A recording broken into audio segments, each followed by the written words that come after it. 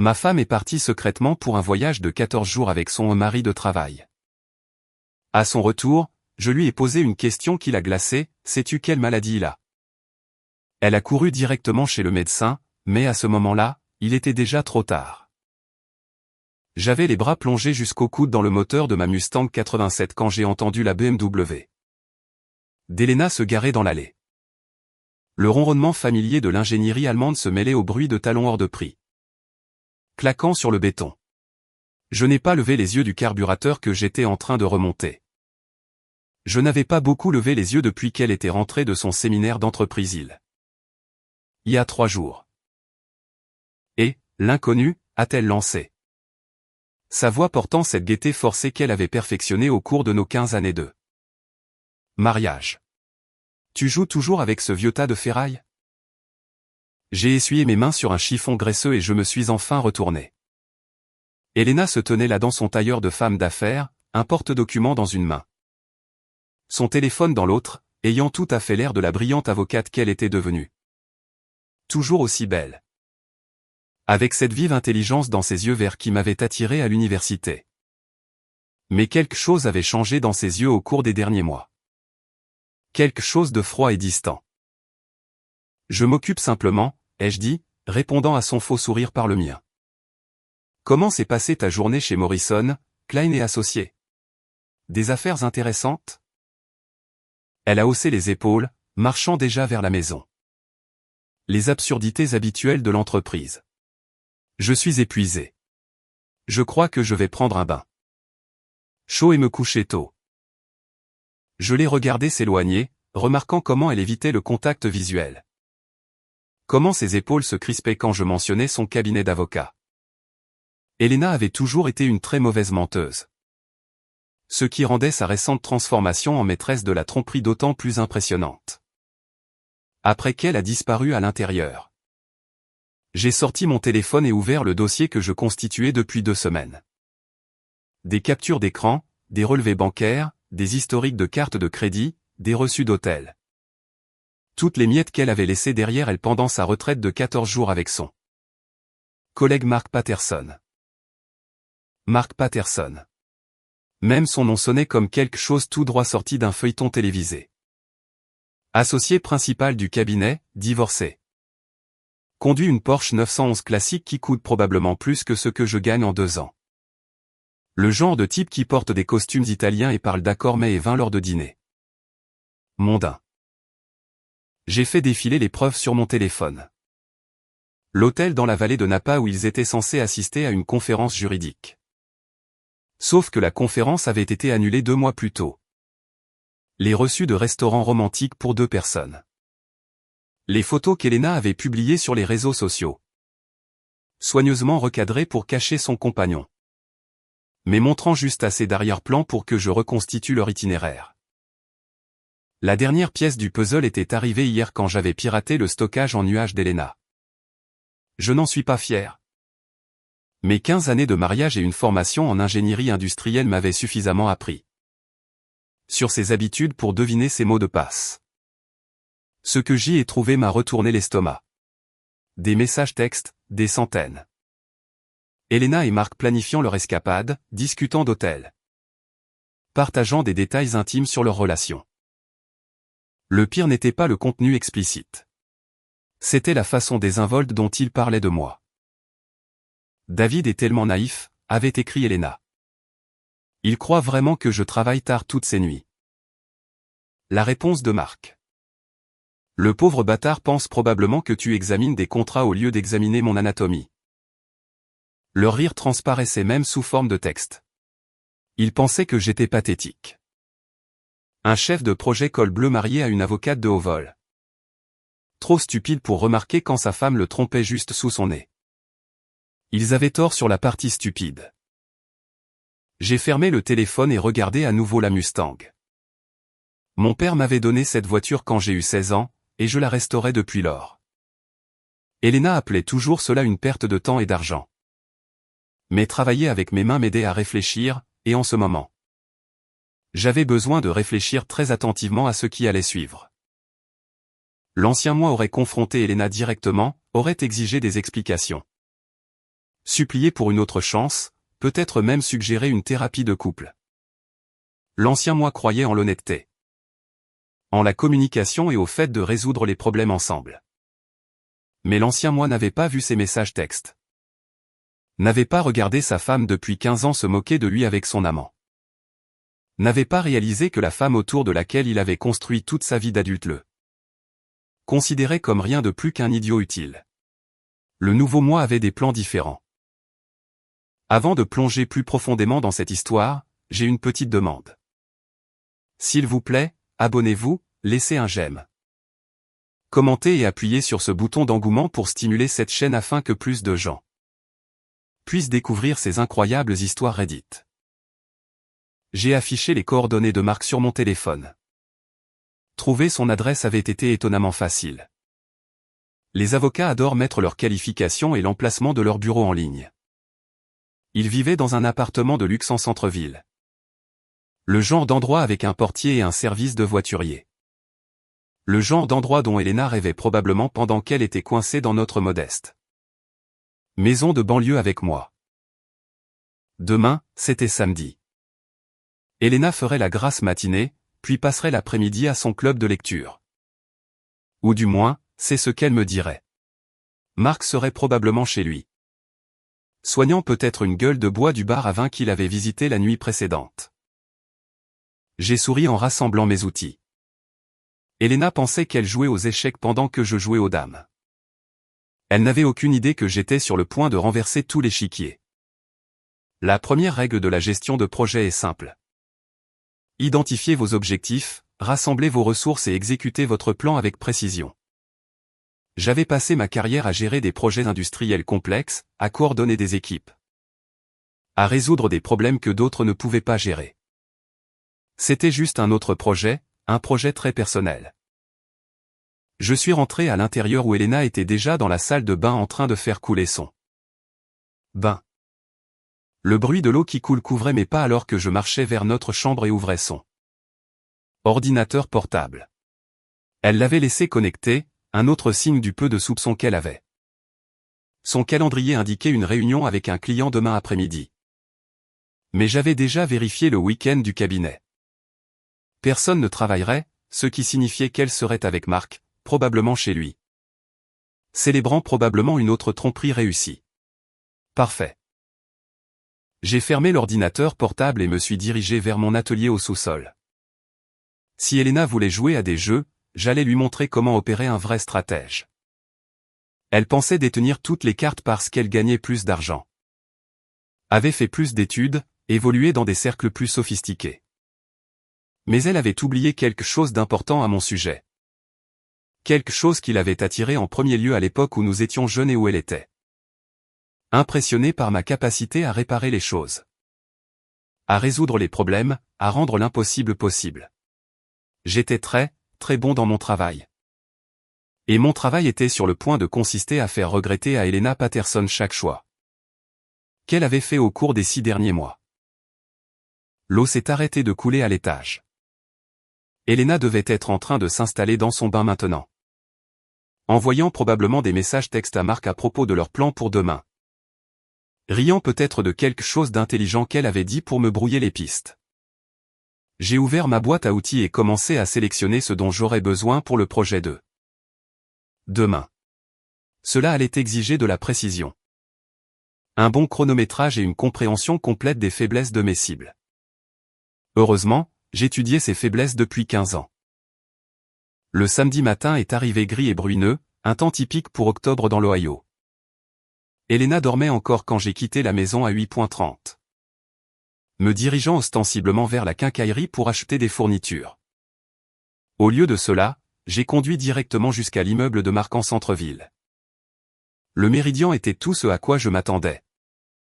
Tout en verre et en acier avec un portier en uniforme qui avait l'air de sortir d'un catalogue. Je me suis garé de l'autre côté de la rue et je me suis installé pour attendre. Une tasse de café dans une main et mon téléphone dans l'autre. La Porsche de Marc trônait dans la zone du voiturier comme un monument à la crise de la quarantaine.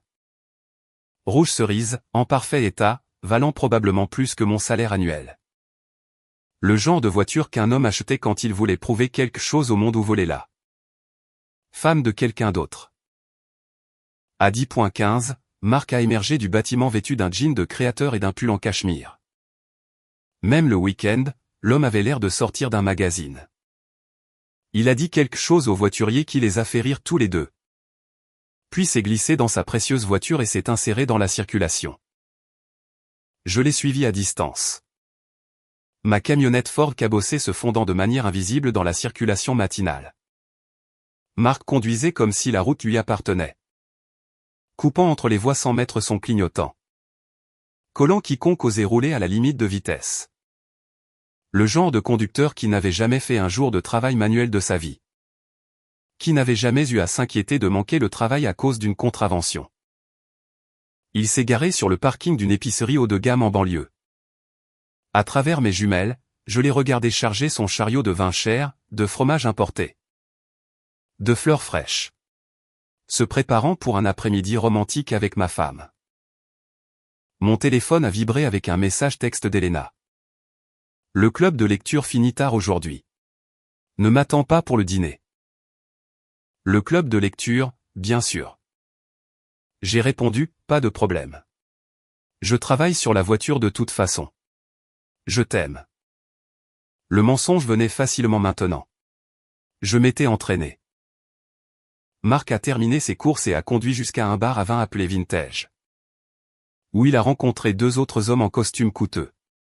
Probablement d'autres associés du cabinet. Peut-être des gars divorcés vivant le style de vie de célibataire que Marc expérimentait à côté. Ils ont commandé une bouteille de quelque chose qui coûtait probablement plus cher que les paiements. De voitures de la plupart des gens. Je n'avais pas besoin de m'approcher assez pour entendre leur conversation. Je pouvais l'imaginer parfaitement. Marc se vantant de sa dernière conquête, leur montrant peut-être des photos d'Elena. Décrivant en détail brut ce que c'était que de séduire une femme mariée. Le genre de discussion de vestiaire à laquelle les hommes à succès pensaient avoir droit. Pendant qu'ils célébraient, je suis retourné à l'immeuble de Marc. Le voiturier était en pause cigarette, et le portier aidait une résidente âgée avec ses paquets. Des caméras de sécurité couvraient l'entrée, mais le parking souterrain était une autre histoire. J'avais passé assez de temps sur des chantiers de construction pour savoir que les parkings étaient toujours le point faible de la sécurité des bâtiments. Trop d'angles morts, trop de voies d'entrée et de sortie. Trop de gens allant et venant pour suivre tout le monde efficacement. La place de parking de Marc était au 3e niveau. Exactement là où le voiturier avait laissé sa précieuse Porsche. J'ai enfilé des gants en latex et je me suis mis au travail. La première étape était du simple vandalisme, mais avec une touche créative. J'avais apporté une bombe de mousse isolante expansive. Le genre que nous utilisions pour sceller les fissures dans les bâtiments industriels. Quelques applications stratégiques dans le pot d'échappement créeraient des problèmes intéressants. Quand Marc essaierait de démarrer sa voiture plus tard. Ensuite venait le travail intérieur. Je m'étais arrêté à un marché aux poissons en venant et j'avais acheté plusieurs livres du poisson. Le plus odorant que j'ai pu trouver. Soigneusement répartis sous les sièges et dans les bouches d'aération. Il créerait un arôme qui persisterait pendant des semaines. La touche finale était un mot écrit en lettres majuscules sur du papier ordinaire. Les tricheurs se font toujours attraper. Ce n'est que le début. J'étais de retour dans ma camionnette et en route pour la maison en 20 minutes. Marc était probablement encore au bar à vin en train de trinquer à son intelligence avec ses amis. Elena était probablement à la maison en train de se préparer pour leur après-midi ensemble. Essayant peut-être différentes tenues pour voir laquelle ils préféreraient. Aucun d'eux n'avait la moindre idée de ce qui les attendait. J'ai passé le reste de la matinée dans mon atelier à préparer la phase 2.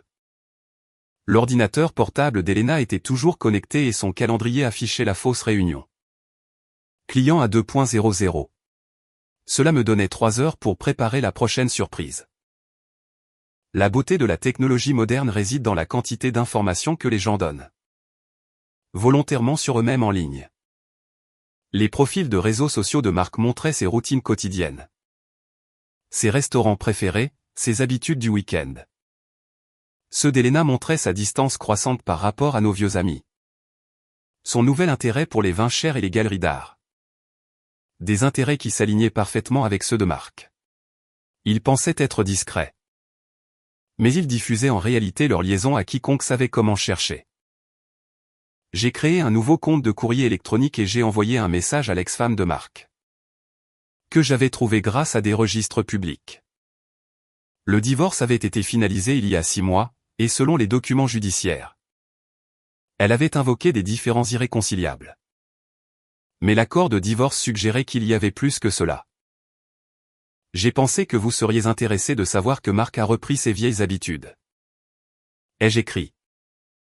En joignant plusieurs des photos que j'avais trouvées le montrant avec Elena dans divers restaurants et hôtels. Certaines personnes n'apprennent jamais. Ensuite, j'ai envoyé un message similaire à l'associé directeur chez Morrison, Klein et Associés. Les cabinets d'avocats prenaient les violations d'éthique au sérieux. Surtout lorsqu'elles impliquaient des associés ayant des liaisons avec des collaborateurs. Cela ne mettrait peut-être pas fin à la carrière de Marc. Mais cela compliquerait certainement sa vie. À 1:30, Elena se préparait à partir. Elle avait choisi une robe noire que je lui avais achetée pour notre anniversaire l'année dernière. Associée à des talons qui, selon elle, lui faisaient mal aux pieds mais rendaient ses jambes incroyables. Elle s'habillait pour Marc maintenant, portant nos souvenirs comme des costumes dans sa nouvelle vie. Je devrais être rentré vers 6:00, a-t-elle dit, m'embrassant sur la joue avec des lèvres qu'il avait probablement embrassées toute la semaine. Ne m'attends pas si tu es fatigué. Amuse-toi bien à ta réunion, ai-je répondu, sans prendre la peine de lever les yeux de mon journal. J'espère que ça se passera bien. Elle s'est arrêtée à la porte, sentant peut-être quelque chose de différent dans mon ton. Mais son téléphone a vibré avec ce qui était probablement un message texte de Marc. Et elle est sortie à la hâte sans un mot de plus. J'ai attendu 10 minutes, puis j'ai suivi. Le trajet jusqu'au bâtiment de Marc m'a donné le temps de réfléchir à ce que je faisais vraiment. L'ancien moi aurait été horrifié par un tel niveau de tromperie et de manipulation. L'ancien moi croyait en l'honnêteté, au fait de résoudre les problèmes et d'accorder aux gens le bénéfice du doute. Mais l'ancien moi avait été un idiot. L'ancien moi avait fait totalement confiance à sa femme. N'avait jamais remis en question ses nuits tardives ou ses réunions du week-end. S'était en fait senti coupable pour les moments occasionnels de suspicion. L'ancien moi avait construit toute son identité autour du fait d'être un bon mari. Un partenaire fidèle, un homme qui tenait ses promesses.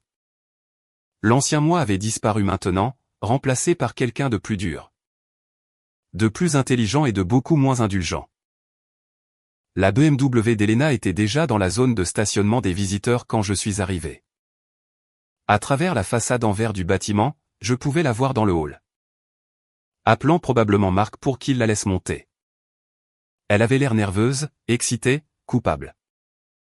Toutes les émotions de quelqu'un vivant une double vie. Je me suis garé là où je pouvais surveiller à la fois l'entrée du bâtiment et la sortie du parking. Puis je me suis installé pour attendre que le vrai spectacle commence. Marc découvrirait les problèmes de sa voiture quand il essaierait d'emmener Elena dans un endroit romantique pour la soirée. L'odeur les frapperait dès qu'il monterait à bord.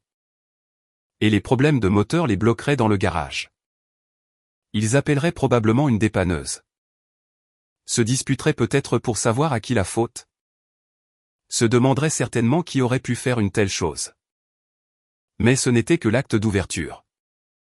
La vraie représentation commencerait quand l'ex-femme de Marc et son patron commenceraient à poser des questions sur ses photos. Quand Elena réaliserait que leur secret n'était pas aussi secret qu'ils l'avaient pensé. Quand ils comprendraient tous les deux que quelqu'un observait, que quelqu'un savait. Que quelqu'un jouait à un jeu beaucoup plus profond qu'ils ne l'avaient imaginé. Mon téléphone a sonné. Le numéro d'Elena. Salut, chérie, a-t-elle dit, la voix tendue par le stress. Je vais rentrer plus tard que prévu. Ce client est vraiment exigeant. En arrière-plan, je pouvais entendre la voix de Marc, bien que je ne puisse pas distinguer les mots. Pas de problème, ai-je dit. Prends tout le temps dont tu as besoin. Je sais à quel point ton travail est important pour toi. Elle a raccroché rapidement, probablement impatiente de retourner à son après-midi d'adultère. Mais je pouvais entendre la tension dans sa voix, la première fissure dans sa façade confiante.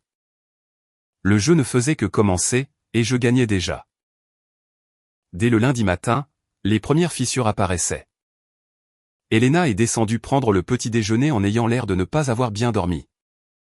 Son maquillage habituellement parfait incapable de cacher les cernes sous ses yeux. Elle n'arrêtait pas de vérifier son téléphone, fronçant les sourcils devant les messages qu'elle recevait. « Tout va bien au travail ?» ai-je demandé, beurrant ma tartine avec une désinvolture délibérée. « Bien » a-t-elle lâché sèchement, puis s'est reprise et a forcé un sourire.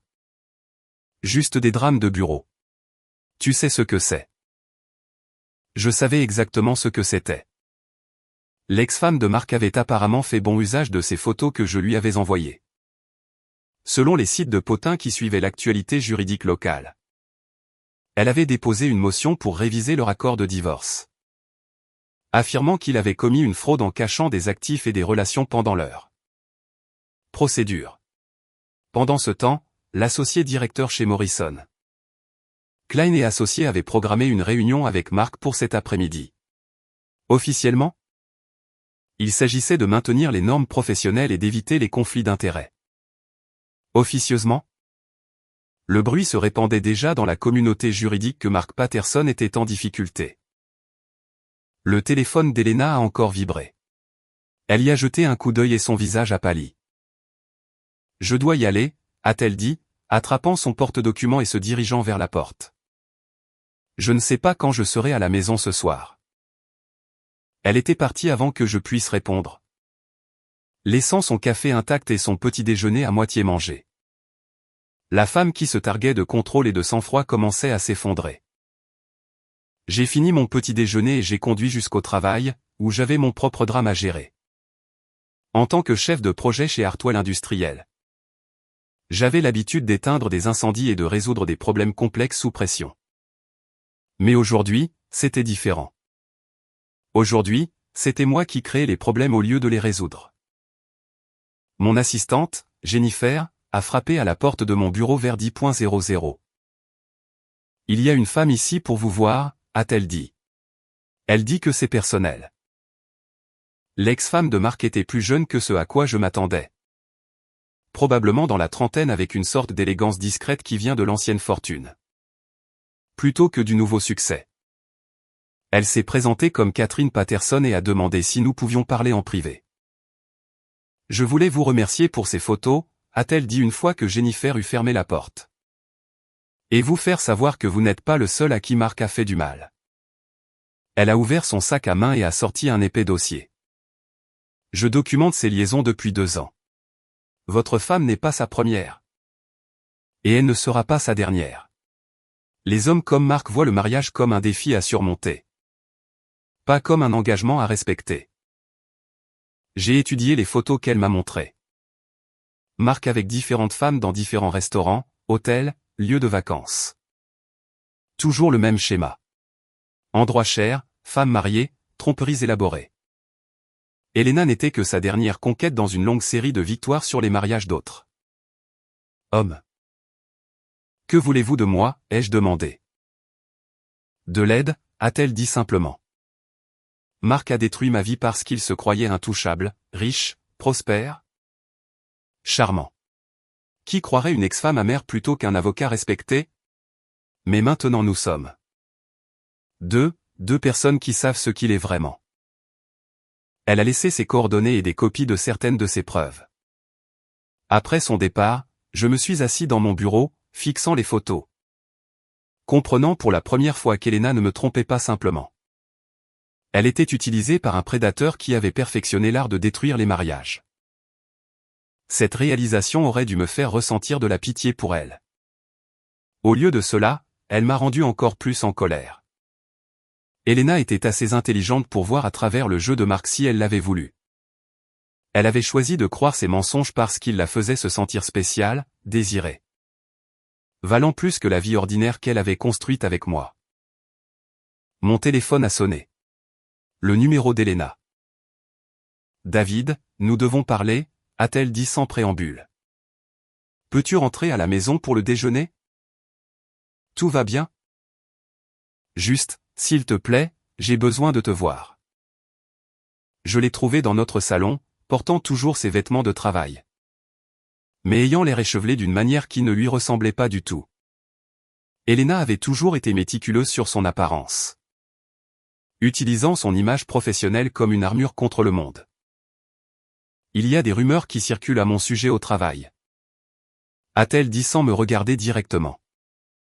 De vilains potins sur ma relation avec Mark Patterson. Je voulais que tu l'entendes de moi avant. Que quelqu'un d'autre ne te le dise. Je me suis assis en face d'elle, gardant mon expression soigneusement neutre. Quel genre de rumeur?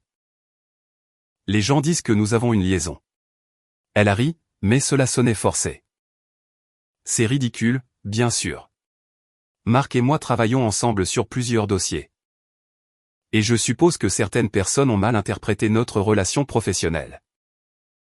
Vraiment? Elle m'a regardé alors, scrutant mon visage à la recherche de signes de suspicion. Bien sûr que oui, David. Tu me connais. Tu sais que je ne ferai jamais ça. Je sais que tu as beaucoup travaillé tard, ai-je dit doucement. Je sais que tu es allé à cette retraite avec lui. Je sais que tu as été différente ces derniers temps. Différente comment? Distante. Comme si ton esprit était ailleurs.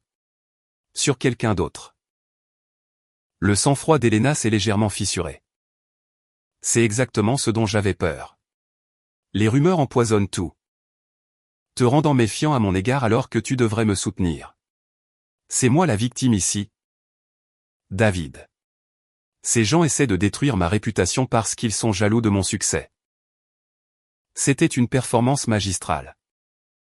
Elena avait toujours été douée pour transformer la défense en attaque. Se faisant passer pour la partie lésée dans tout conflit. Si je n'avais pas vu ces messages textes et si je ne l'avais pas regardé me mentir en face pendant des mois, j'aurais pu la croire. De quoi as-tu besoin de ma part, ai-je demandé.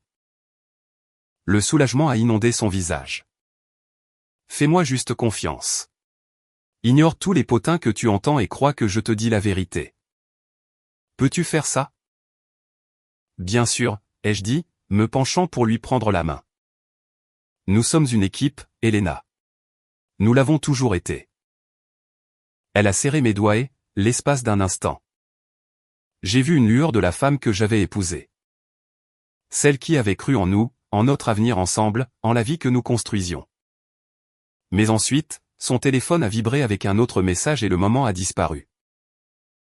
Je dois retourner au travail, a-t-elle dit, déjà debout. Cette crise ne va pas se gérer toute seule.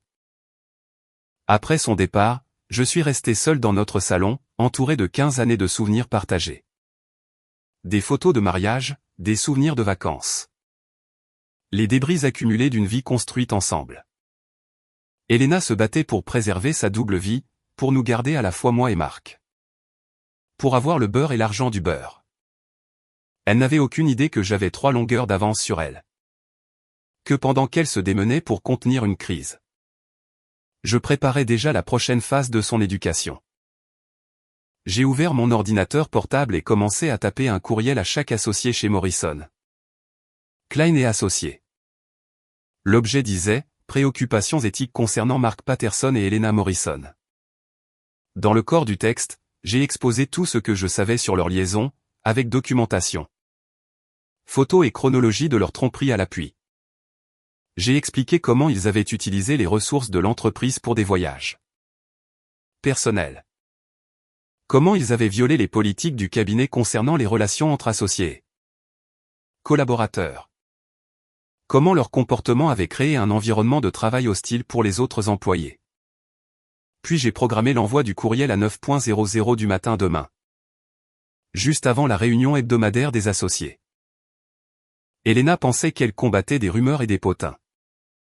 Demain, elle apprendrait la différence entre spéculation et preuve.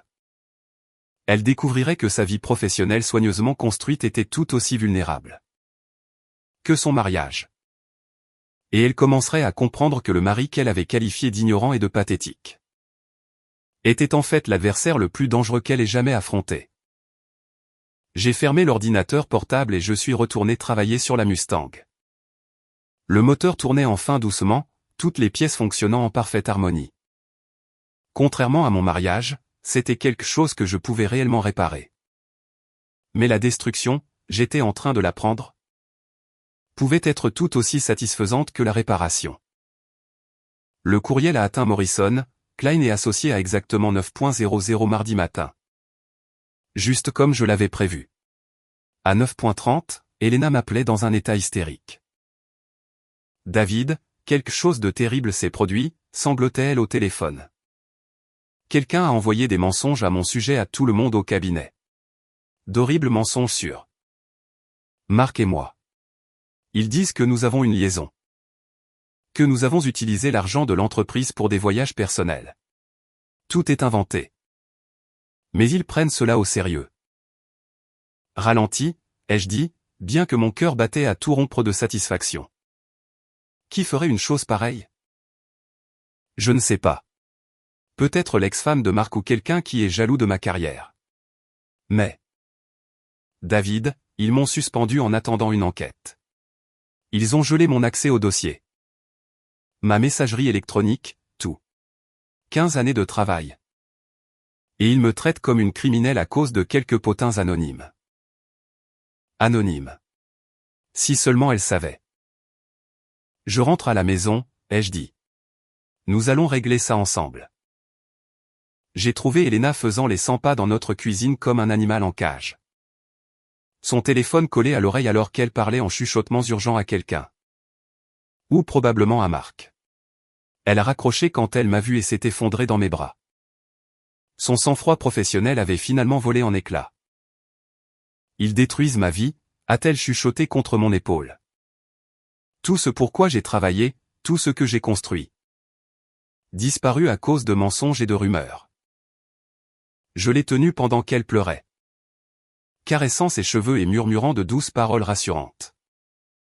Une partie de moi, une petite partie qui s'estompait. Ressentait une véritable sympathie pour sa douleur. Mais la plus grande partie. Celle qui devenait de plus en plus forte depuis que j'avais découvert sa trahison. Ne ressentait qu'une satisfaction tranquille et froide. Qu'a dit Marc, ai-je demandé. Elle a reculé, essuyant ses yeux. Il est suspendu. Lui aussi. Il le traite encore plus mal parce qu'il est associé. Le comité de direction parle d'eux. Le renvoyer complètement. C'est peut-être mieux ainsi, ai-je dit prudemment. S'il y a des rumeurs sur vous deux. Prendre un peu de distance pourrait aider à dissiper les malentendus.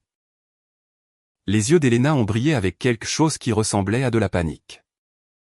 Ce n'est pas si simple. Marc et moi avons travaillé ensemble pendant des années. Nous avons des dossiers en cours.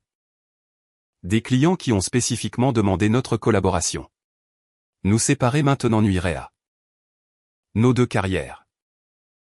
Même si cela sauve ton mariage? La question est restée en suspens entre nous. Elena m'a fixé et je pouvais l'avoir calculé. Essayant de comprendre ce que je savais ou soupçonnais. Finalement, elle a détourné le regard. Notre mariage n'est pas en danger, a-t-elle dit doucement. N'est-ce pas? Cela dépend, ai-je dit, de si tu me dis la vérité sur Marc. Je te l'ai dit, Elena. J'ai gardé ma voix douce mais ferme. Je ne suis pas stupide. J'ai vu la façon dont tu regardes ton téléphone quand tu penses que je ne regarde pas.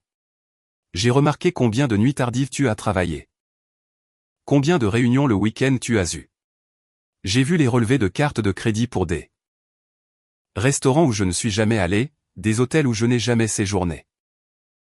Elle est restée très immobile. Que dis-tu? Je dis que si tu as une liaison avec Mark Patterson.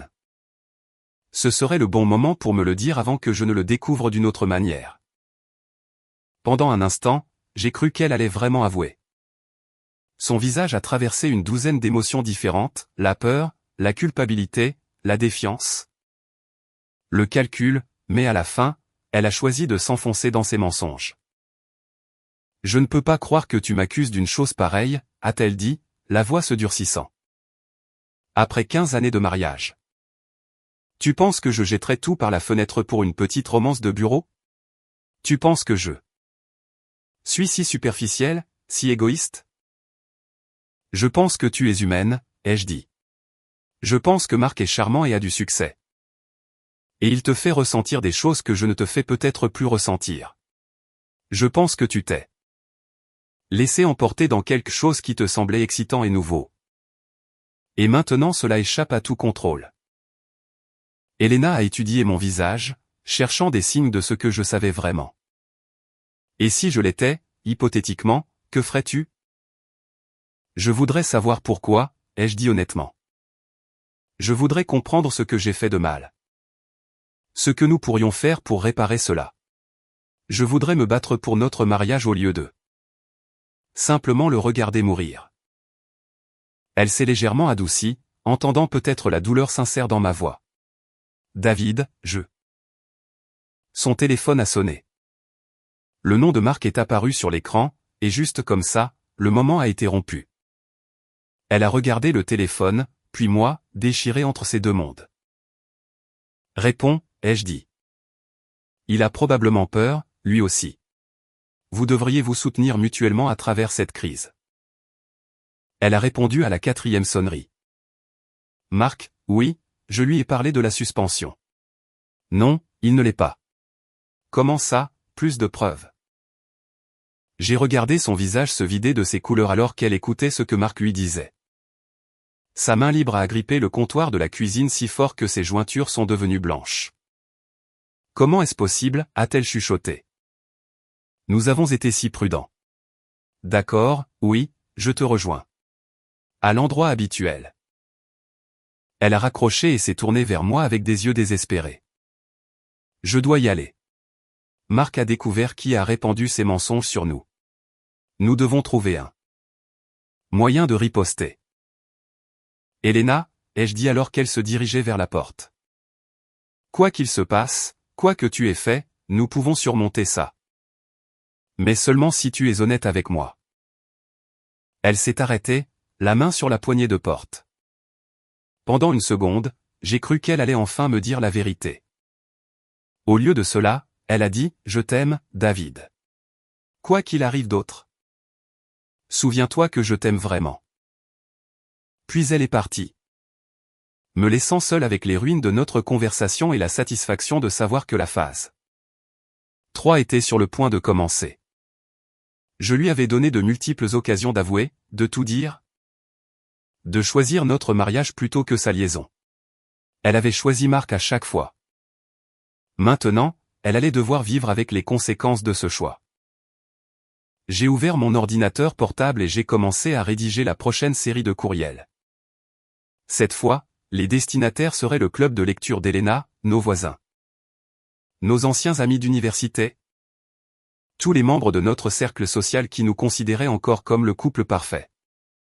L'objet disait « La vérité sur mon mariage ». Dans le message, j'ai tout exposé, la liaison, les mensonges. La tromperie élaborée qu'Elena entretenait depuis des mois. J'ai inclus des messages textes sélectionnés entre elle et Marc, des photos de leur voyage. La documentation de leur trahison. Je l'ai écrit sur le ton d'une stupéfaction blessée. Comme un homme qui vient de découvrir l'infidélité de sa femme et qui a besoin du soutien de ses amis. Je ne sais pas comment assimiler cela, ai-je écrit. La femme que j'aime depuis 15 ans mène une double vie. Et je me sens idiot de ne pas l'avoir vue plus tôt. Je n'écris pas ceci pour attirer la sympathie. Mais parce que je ne supporte pas l'idée de faire semblant que tout est normal alors que mon monde a été bouleversé. J'ai programmé l'envoi des courriels à 6:00 du soir, juste à l'heure du dîner. Au moment où les gens consulteraient leur téléphone et partageraient la nouvelle avec leur famille. Dès demain matin. Tous ceux que nous connaissions comprendraient exactement quel genre de femme Elena était vraiment. Elle avait construit toute son identité autour du fait d'avoir du succès, d'être respectée, admirée. Elle avait cultivé l'image de celle qui avait tout pour elle. Le mariage parfait, la carrière brillante, le style de vie enviable. Dans quelques heures, cette image serait détruite à jamais. Mon téléphone a vibré avec un message texte de Catherine Patterson. J'ai vu la nouvelle concernant les suspensions. Bien joué. L'avocat de Marc a appelé ce matin pour régler notre affaire de divorce révisée. Apparemment. Il ne veut pas que cela devienne plus désordonné. J'ai répondu par message, je ne fais que commencer. Et c'était le cas. Elena et Marc pensaient que leur plus grand problème était les conséquences professionnelles de leur liaison. Ils n'avaient aucune idée que leur vie personnelle était sur le point de devenir tout aussi compliquée. J'ai passé le reste de l'après-midi dans mon atelier à préparer la phase finale de l'éducation d'Elena. Elle avait fait son choix. Maintenant, elle allait apprendre ce qu'il en coûtait vraiment. Les courriels ont été envoyés à exactement 6:00 du soir. Au moment même où Elena rejoignait Marc à ce fameux endroit habituel qu'ils avaient établi pour leur rendez-vous secret. Je les imaginais blottis l'un contre l'autre dans un café ou un bar d'hôtel, essayant de comprendre qui les ciblait et comment sauver leur carrière. Ils se posaient les mauvaises questions. La vraie question était de savoir s'ils sauraient toujours l'un l'autre quand tout le reste s'effondrerait. Mon téléphone a commencé à sonner à 6:15 du soir. D'abord mon beau-frère Tom, puis notre voisine Madame Henderson. Puis la colocataire d'université d'Elena, Jessica. La nouvelle se propageait dans notre réseau social comme une traînée de poudre. Et tout le monde voulait savoir si l'histoire était vraie, si j'allais bien. S'il y avait quoi que ce soit qu'il puisse faire pour m'aider. J'ai joué le rôle du mari dévasté à la perfection, choqué, blessé. Mais essayant d'être mature face à toute cette situation. Je n'ai pas dit de mal d'Elena ou de Marc directement. Je n'en avais pas besoin. Les preuves parlaient d'elles-mêmes, et les gens pouvaient tirer leurs propres conclusions. Je veux juste comprendre comment cela a pu arriver, ai-je dit à Jessica, qui pleurait à l'autre bout du fil. Elena et moi avions des problèmes, bien sûr. Mais je pensais que nous étions en train de les surmonter. Je n'aurais jamais imaginé qu'elle. Je veux dire, 15 années de mariage, ça ne compte pas pour quelque chose? Oh, David, sanglotait Jessica. Je suis tellement désolé. Je ne peux pas croire qu'Elena te ferait ça. Tu es un homme si bon. Tu mérites tellement mieux. Les appels ont continué jusqu'à près de 9:00 du soir quand Elena est enfin rentrée à la maison. Elle est entrée dans la maison comme une femme face à son exécution. Son téléphone serré dans la main et le visage strié de larmes. C'est toi qui as fait ça, a-t-elle dit sans préambule. Tu as envoyé ces courriels à tous ceux que nous connaissons. Tu as détruit ma réputation. Mes amitiés, ma vie entière. Comment as-tu pu faire quelque chose d'aussi cruel? J'ai levé les yeux de mon journal, l'image même de la raison et du calme. J'ai dit la vérité, Elena. C'est tout ce que j'ai fait. La vérité? Elle a ri amèrement. Tu as étalé nos affaires privées devant le monde entier. Tu m'as humilié devant des gens que je connais depuis des décennies. Tu as fait de moi la méchante dans une fantaisie de vengeance tordue. Tu as fait de toi-même la méchante, ai-je dit doucement. Je n'ai fait que le documenter. Elle m'a fixé, et j'ai pu la voir comprendre enfin que l'homme qu'elle avait épousé. Le mari prévisible, loyal, facilement manipulable, n'existait plus. Qui es-tu, a-t-elle chuchoté. Je suis l'homme dont la femme le trompe depuis 6 mois, ai-je répondu. Je suis l'homme à qui l'on a menti. Qui a été trompé et moqué par la personne en qui il avait le plus confiance au monde. Je suis l'homme qui a finalement décidé de cesser d'être une victime. Elena s'est laissée tomber sur une chaise, sa défiance s'effondrant. David, s'il te plaît. Oui, j'ai fait des erreurs. Oui. Je me suis impliqué avec Marc alors que je n'aurais pas dû. Mais devais-tu tout détruire? Mon travail, mes amis, ma réputation. Était-ce vraiment nécessaire? Détruire notre mariage était-il nécessaire, ai-je rétorqué. Me mentir pendant 6 mois était-il nécessaire? Planifier un avenir avec un autre homme tout en faisant semblant de m'aimer était-il nécessaire? Elle a tressailli comme si je l'avais giflée. Comment es-tu au courant pour? Pourquoi? Pour l'appartement que Marc et toi regardiez en centre-ville.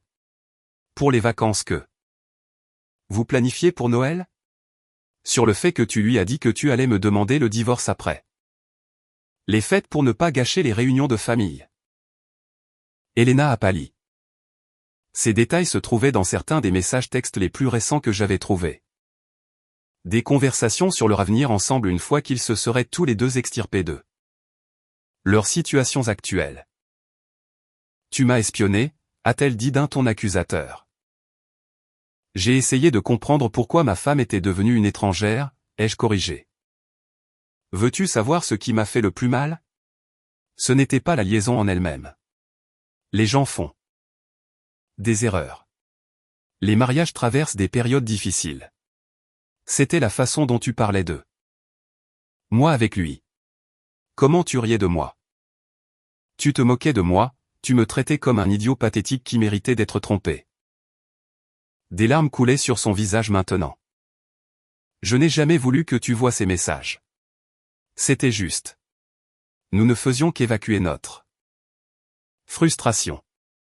Ça ne voulait rien dire. Ça voulait tout dire, ai-je dit. Cela m'a montré qui tu es vraiment quand tu penses que personne ne regarde. Et cela m'a montré que la femme que j'aimais, la femme autour de laquelle j'ai construit ma vie, n'existe en fait plus. Elena a essuyé ses yeux et a essayé de retrouver son calme. Et maintenant? Tu as eu ta vengeance. Tu as détruit ma carrière et monté tous nos amis contre moi. Es-tu satisfait? Vas-tu continuer à voir Marc? La question l'a prise au dépourvu. Quoi? C'est une question simple, Elena. Maintenant que tout est exposé au grand jour. Maintenant que tu n'as plus besoin de te cacher, vas-tu continuer à voir Mark Patterson? Elle a détourné le regard. Nous. C'est compliqué. Ça ne l'est vraiment pas. Soit tu veux être marié avec moi. Soit tu veux être avec lui. Tu ne peux plus avoir les deux. Marc et moi avons besoin de temps pour tirer les choses au clair, a-t-elle dit prudemment. Avec tout ce qui s'est passé au travail, avec l'enquête et les suspensions. Nous devons voir comment cela se résout avant de prendre des décisions majeures concernant nos vies personnelles.